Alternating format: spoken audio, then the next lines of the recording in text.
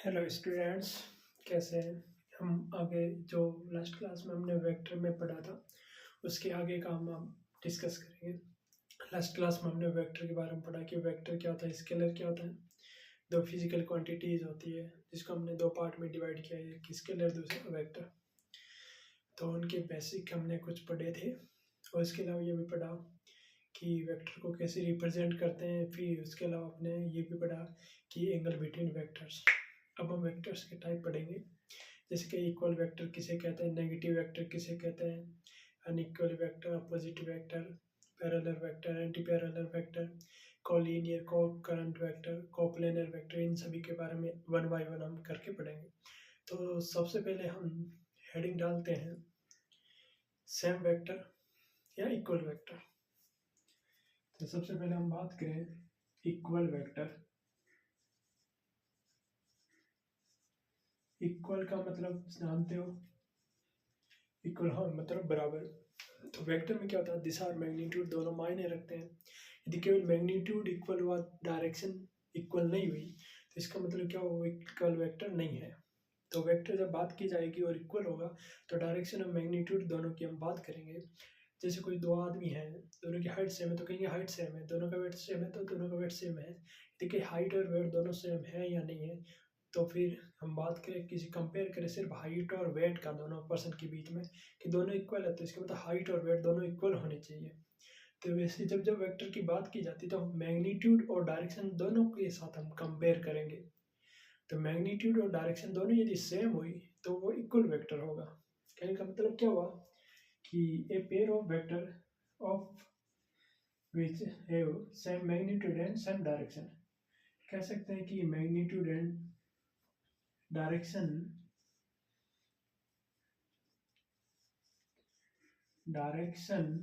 And magnitude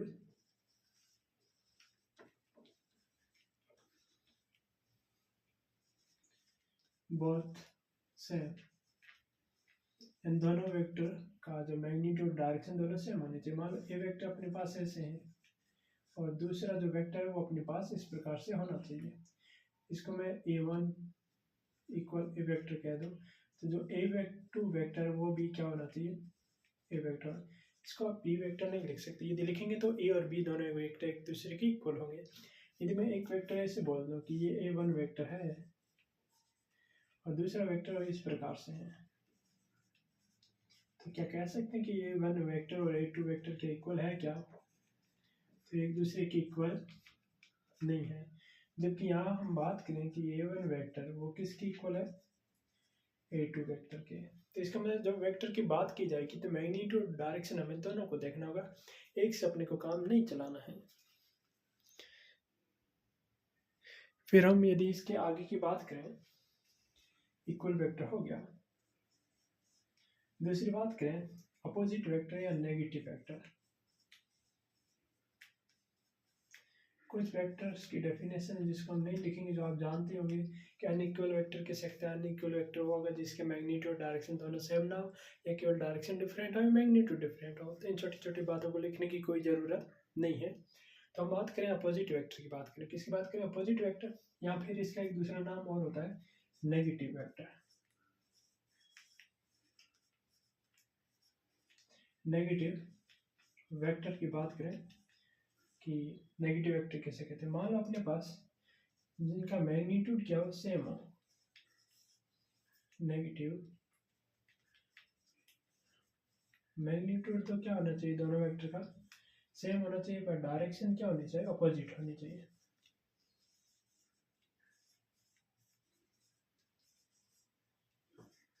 कैसे हम बात करेंगे अब इसके बारे में कि ये कैसे होगा। ऐसे समझो कि एक आदमी मान लो ऐसे खड़ा है, जिस दूसरा पर्सन सेम है जिसकी हाइट सेम है। सॉरी, दूसरा पर्सन है जिसकी हाइट सेम है, एक मैं एक मेरा फ्रेंड है, दोनों की हाइट सेम है। यदि मेरा मुंह इस तरफ है और वो मेरे अपोजिट है तो उसका मुंह मेरे सामने या फिर इस तरफ होना चाहिए, यानी कि जिस तरफ मेरा मुंह है उसके अपोजिट उस दोस्त का मुंह होना चाहिए। तो मतलब दोनों की डायरेक्शन अपोजिट होनी चाहिए। है, मैग्नीट्यूड में इक्वल होंगे पर डायरेक्शन अपोजिट होगी। बस इतना ही आपको ध्यान रखना नेगेटिव वेक्टर के अंदर, बस और बस इतना। तो बात करें, मान लो अपने पास एक वेक्टर ऐसे है, जिसका वैल्यू A1 अपने पास कितनी है 5i कैप है।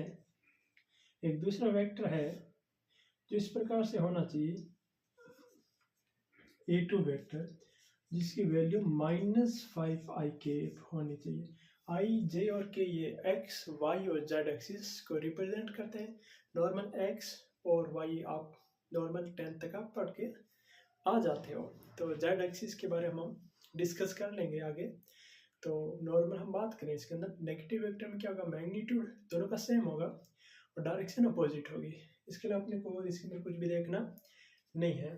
फिर हम इसके और आगे की बात करें कि और आगे क्या क्या होगा, ये आप देख लीजिए आराम से।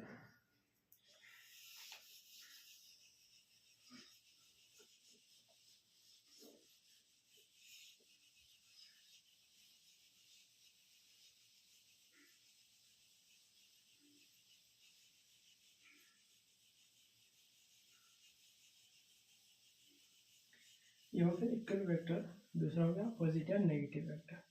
डिफरेंट वेक्टर का मतलब क्या होगा, जिस डिफरेंट हो दोनों, या मैग्नीट्यूड में डिफरेंट हो सकते हैं, डायरेक्शन में डिफरेंट हो सकते हैं। तो नेगेटिव वेक्टर भी अपोजिट वेक्टर है, या फिर नेगेटिव वेक्टर भी एक प्रकार से डिफरेंट वेक्टर है। तो डिफरेंट की डेफिनेशन लिखने की कोई ज़रूरत अपने को नहीं है। फिर हम आगे बात करें और इससे आगे हम चलें, कुछ और लिखना हो कि परपेंडिकुलर वेक्टर मतलब दोनों एक दूसरे के परपेंडिकुलर हो। और फिर हम आगे बात करें इसके अंदर कोप्लेनर वेक्टर, इनकी बात करें। सी वाले को प्लेनर वेक्टर, कोप्लेनर वेक्टर है और इसके साथ एक और हम बात कर लें को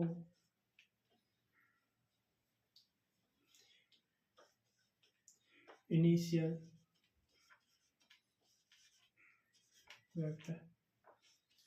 यदि हम इसके अंदर बात करें कोप्लेनर वेक्टर मतलब कि को मतलब एक साथ होने चाहिए। जैसे हम बात करें को मतलब एक साथ दोनों, प्लेनर का मतलब एक ही प्लेन में, ये मतलब कि दो या दो से अधिक वेक्टर हो, to or more than to, जो सेम प्लेन में हो, लाइन द सेम प्लेन। तो इस प्रकार के वेक्टर्स के ग्रुप को या दो वेक्टर के पेयर को तो हम क्या बनेंगे, कोप्लेनर वेक्टर। जैसे हम बात करें कि अपने पास एक प्लेन है इस प्रकार से, इस बोर्ड के पैरेलल है, एक वेक्टर ऐसे हो तो दूसरा वेक्टर ऐसे होना चाहिए और तीसरा वेक्टर वो ऐसे नहीं हो सकता, इसी प्लेन में होना चाहिए यदि इसको कोप्लेनर वेक्टर बनना है। तो इनकी two or more vector those lie in the same plane, यानी कि सभी के सभी सेम प्लेन में रहने चाहिए। तो बात करें लाई इन द सेम प्लेन इनकी, और यदि दो वेक्टर की बात करेंगे हमेशा कि हमेशा दो वेक्टर हमेशा एक ही प्लेन में होते हैं, डिफरेंट प्लेन में नहीं होगी यदि उनका इनिशियल पॉइंट सेम है। एक प्लेन वेक्टर यहाँ से स्टार्ट हो, दूसरा वेक्टर यदि यहाँ से स्टार्ट हो सेम इनिशियल पॉइंट से, तो कहीं भी रख दे तो एक कोप्लेन बन जाएगा। एक वेक्टर में ऐसे लेके जाऊँ और दूसरे वेक्टर में ऐसे लेके जाऊँ तो भी कोप्लेन है। एक वेक्टर ऐसे लेके जाऊँ मैं तो प्लेन ये बनाना, प्लेन आपको चेंज करना पड़ेगा, ऑटोमेटिक कोप्लेनर बन जाएगी यदि इनिशियल पॉइंट सेम है। तो फिर दो से ज़्यादा आ जाए तो अपने को देखना है कि वो सभी एक ही प्लेन के थ्रू कट हो रहे हैं या नहीं हो रहे हैं। तो ऑल लाई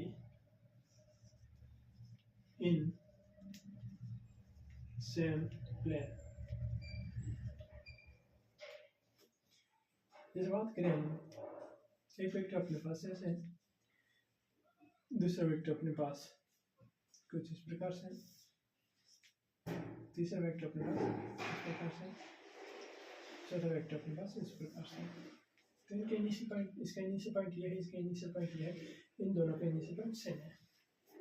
तो मतलब कि इन सभी को यदि हम इसको ऐसे कट करेंगे तो सभी के सभी एक ही प्लेन के थ्रू कट हो रहे हैं, तो इनको कोप्लेनर वेक्टर बोलेंगे हम। इस बात का आप ध्यान रखना, कोप्लेनर वेक्टर हम कैसे कहते हैं, ये हम आगे लगातार पढ़ते जाएंगे।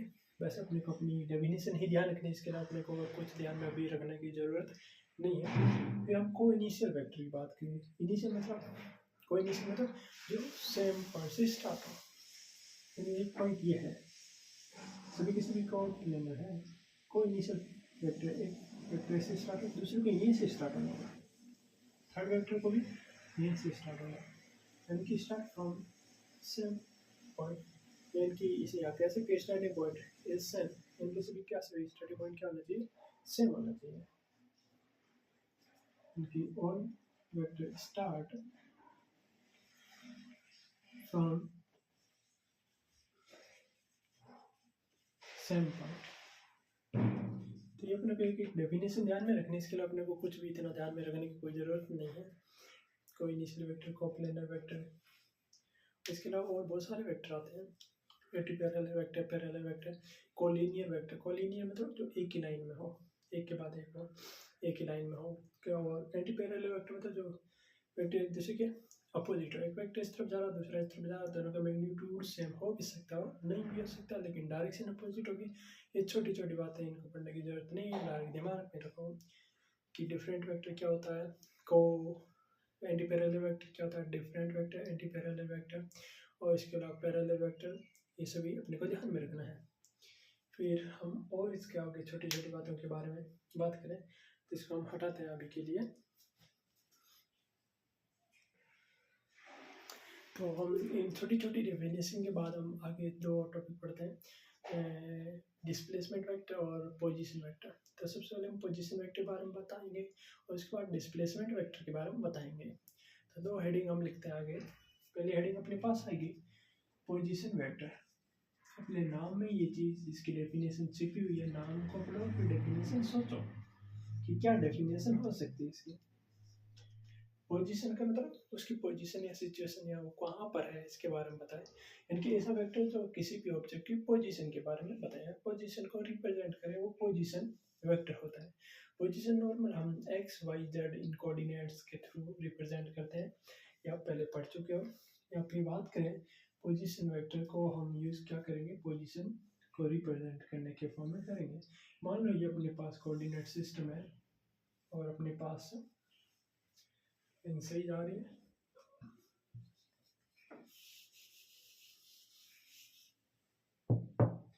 पोजीशन वेक्टर की हम बात करें इसके अंदर, मान लो ये अपने पास एक्स एक्सिस है और ये अपने पास वाई एक्सिस है। कोई भी ऑब्जेक्ट है वो यहाँ पर है, इसके कोऑर्डिनेट अपने पास एक्स और वाई है। तो ओरिजिन से स्टार्ट होता है, तो ये एरो है, इसको रिप्रेजेंट कर रहा है। तो एरो की डायरेक्शन मतलब इस तरफ है, मतलब ओरिजिन के रिस्पेक्ट में यहाँ पर आप खड़े हो, मान लो ए यहाँ पर है, ए अपने आप को रख दो, अनिल अंजाने का जो भी है, तो ए है वो ओरिजिन के रिस्पेक्ट में, देखिए वो इस तरफ है और कितनी डिस्टेंस पर, इतनी डिस्टेंस पर। तो हमने क्या बोला कि टेल की लेंथ जितनी ग्रेटर होगी उसका मैग्नीट्यूड उतना ग्रेटर होगा। यदि ए जितना ज़्यादा दूर होगा टेल की लेंथ उतनी ही ग्रेटर होगी, एरो की लेंथ उतनी ही ग्रेटर होगी। तो सबसे पहले हम बात करें कि एक्स और वाई का यूज़ क्या करना है अपने को। तो एक्स के साथ हमेशा आई आएगा, यानी कि एक्स डायरेक्शन को रिप्रेजेंट करने के लिए हमें आई कैप का ही यूज़ करना होगा, अपने को इस बात का ध्यान रखोगे। और जो वाई डायरेक्शन को रिप्रेजेंट कर रहा है उसको हमेशा हमें जे का यूज़ करना है। तो पोजीशन वेक्टर को मैं एक प्रकार से आर वेक्टर लिख दूँ, यानी कि सिर्फ आपको ये डायग्राम ना दे और बोल दे ये है, तो कहना मतलब आपसे पूछे कि फर्स्ट कोऑर्डिनेट में है, सेकंड में, थर्ड में, फोर्थ में, तो ऑटोमेटिक हम प्लस माइनस के बेसिस पर, एक्स और वाई के बेसिस पर आराम से बता सकते हैं ये कहाँ पर है। मान लो यदि जे के साथ जीरो आ जाता तो कह देते ये ऑन द एक्स एक्सिस, यानी एक्स एक्सिस के ऊपर है। और यदि एक्स को जीरो कर दें, वाई को कर दें, मतलब ये वाई एक्सिस पर है, तो ऑटोमेटिक हम उसकी पोजीशन के बारे में सब कुछ बता सकते हैं। और कह सकते हैं कि यदि हम ये मैग्नीट्यूड की बात करें, अब केवल और केवल मैग्नीट्यूड की बात करें, कि मैग्नीट्यूड करने के लिए हमेशा ध्यान रखना आपको ये दोनों परपेंडिकुलर है। जैसे हम बात करें यदि मेरे को यहाँ से लेकर यहाँ तक की डिस्टेंस चाहिए, तो यहाँ से यहाँ तक आप कितनी डिस्टेंस चले हो, एक्स डिस्टेंस चले हो। फिर पहले यहाँ से यहाँ आए, फिर यहाँ से यहाँ गए, तो यहाँ पर आपने कितनी डिस्टेंस ट्रेवल की, वाई डिस्टेंस ट्रेवल की। बताइए ये दोनों के बीच का एंगल कितना बन रहा है, 90 डिग्री का एंगल अपने पास आ रहा है। और फिर यदि बात करूँ ये अपने पास, यदि मैं इसको एक थीटा बोल दूँ, ये बेस बन रहा है अपने पास और ये वाला अपने पास परपेंडिकुलर बन रहा है, तो मेरे को ये वाली एरो की लेंथ चाहिए। तो ये ट्राइंगल बन रहा है, राइट ट्राइंगल। तो अपने पास बेस है, परपेंडिकुलर है, और हाइपोटेनस चाहिए अपने को, तो हम क्या करेंगे, बेस का स्क्वायर प्लस परपेंडिकुलर का square is equal to, sorry under root करके फिर इज इक्वल टू हाइपोटेनस। तो वैसे यहाँ पर हम करेंगे एक्स का स्क्वायर प्लस वाई का स्क्वायर का होल अंडर रूट। तो ये अपने पास निकल के आ रही है सब चीज़ें। तो ये पोजीशन वेक्टर अपने को यदि मैग्नीट्यूड चाहिए उसका, तो अपने को ऐसे करना है, ज़्यादा इसमें कुछ सोचने वाली बात नहीं है। फिर हम बात करें, ये पोजीशन वेक्टर हुआ, किसी में आपसे ये पूछा जा रहा है पोजीशन ऑफ ए ऑब्जेक्ट, आपको क्वेश्चन में ये गिवन है position of Anil Kumar is 3i cap plus 4j cap, then find distance of Anil from origin।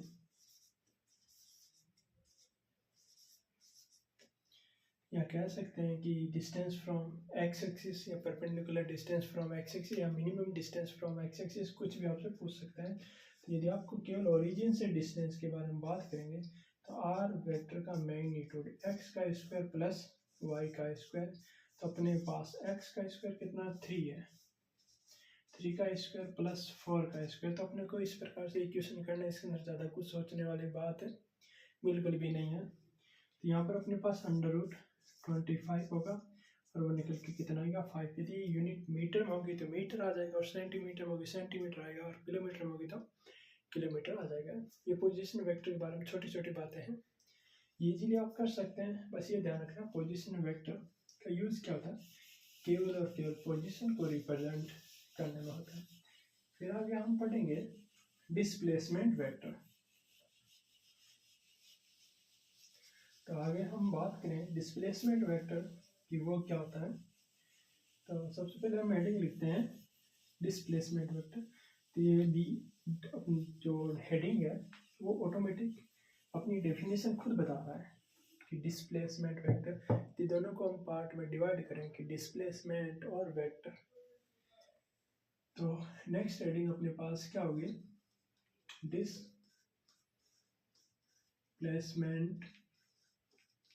Vector. इनकी डिस्प्लेसमेंट एक वर्ड सुना होगा कि किसी आदमी जो उसका घर यहाँ था, यहाँ से उसको डिस्प्लेस करके दूसरी जगह भेज दिया गया। तो आपसे पूछे कि वो इनिशियल से कितनी डिस्टेंस पर, तो पहले देखेंगे ये पॉइंट, फिर हम डिस्टेंस को मेजर करेंगे, ये इतनी डिस्टेंस तक डिस्प्लेस हो गया है, कह सकते हैं कि ये यहाँ से यहाँ डिस्प्लेस हो गया है। तो डिस्प्लेस करने के लिए अपने को ओरिजिन देखने की कोई रिक्वायरमेंट नहीं है, इनिशियल और फाइनल पोजिशन अपने को पता होना चाहिए। तो ओरिजिन को कोई रिक्वायरमेंट नहीं है, लेकिन इनिशियल और फाइनल पॉइंट की हमें पोजीशन पता होनी चाहिए। तो इसका मतलब इनिशियल और फाइनल पोजीशन वेक्टर अपने को पता होने चाहिए जब ये अपने को डिस्प्लेसमेंट वेक्टर चाहिए। इनकी बंदे को शिफ्ट किया जा रहा है कह सकते हैं, तो शिफ्ट किया जा रहा है तो वो कितनी डिस्टेंस तक शिफ्ट हुआ वो ही अपने को देखना है डिस्प्लेसमेंट वेक्टर के अंदर। देखते हैं अभी।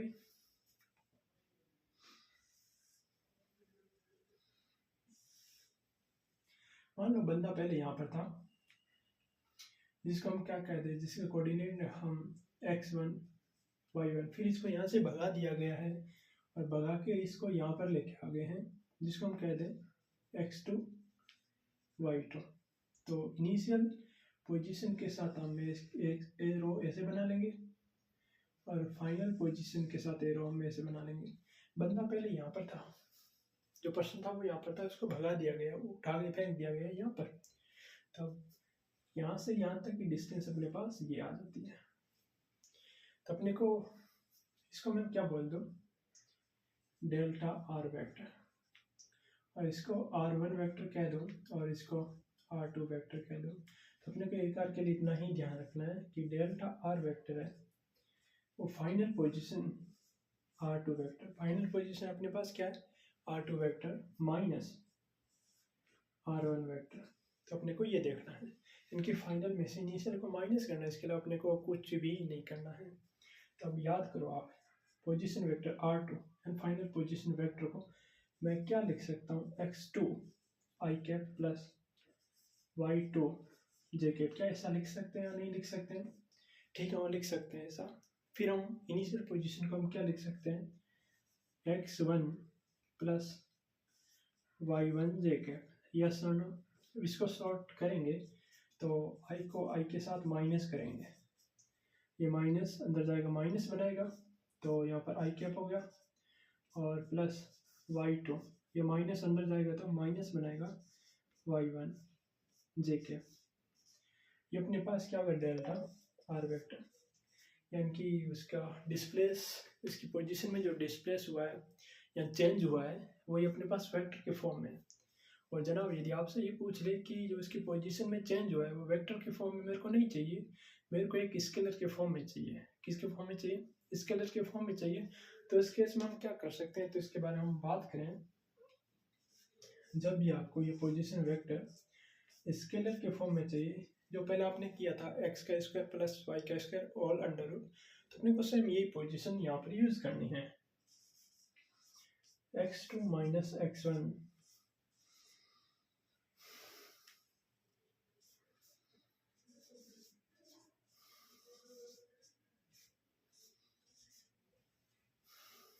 यानी कि x का स्क्वायर प्लस y का स्क्वायर होल अंडर रूट।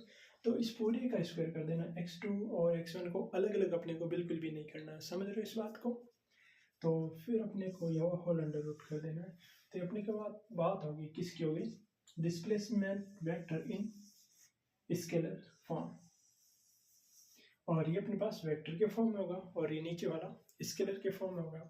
आप इसी तरह जुड़े रहिए, पढ़िए आराम से, और थ्योरीज को एक बार देखिए, फिर हम इसके लिए आगे डिस्कस करेंगे क्वेश्चन के बारे में कि क्वेश्चन आपको कैसे कैसे करने हैं। बेस्ट ऑफ लक, आज के लिए इतना ही काफ़ी है।